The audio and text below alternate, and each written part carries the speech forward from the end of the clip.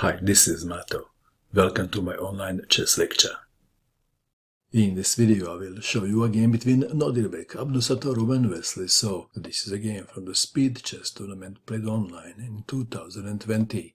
Abdusattorov had white pieces and he started with e4. Wesley so played e5, knight to f3, knight to c6, bishop to b5, the Spanish game, knight to f6, d3, bishop to c5, knight to c3, knight to d4, knight takes on d4, bishop takes on d4, and both players castled kingside. Bishop to e3, c6, bishop to a4, bishop takes bishop, pawn takes bishop. Who is better? Black has a neater pawn structure, but the white rook is on the semi-open file. The game continued.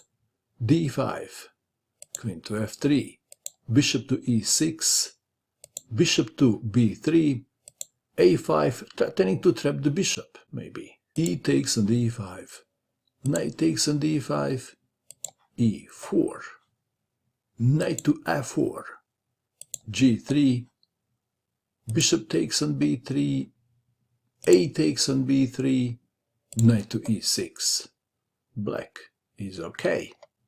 Queen to e3, queen to d4, knight to d1, queen to b4, queen to f2, a4, b takes on a4, rook takes on a4, rook takes rook, queen takes rook, knight to e3, knight to d4, c3, knight to e6, knight to f5, f6, white to move. Abdusattorov was looking for the weak spots in the black's camp and he played queen to b6, attacking the pawn on b7. And this happened to be the critical position of the game. Queen to b5 was played. Perhaps rook to f7 should have been considered.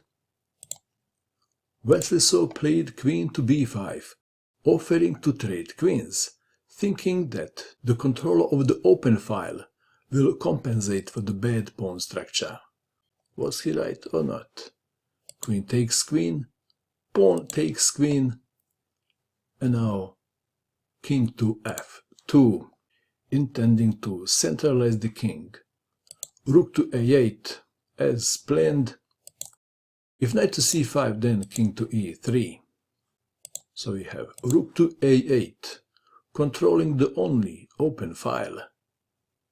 King to e3, rook to a2, rook to f2 defending, b6, d4, e takes on d4 check, c takes on d4, rook to a4, b3, short on time.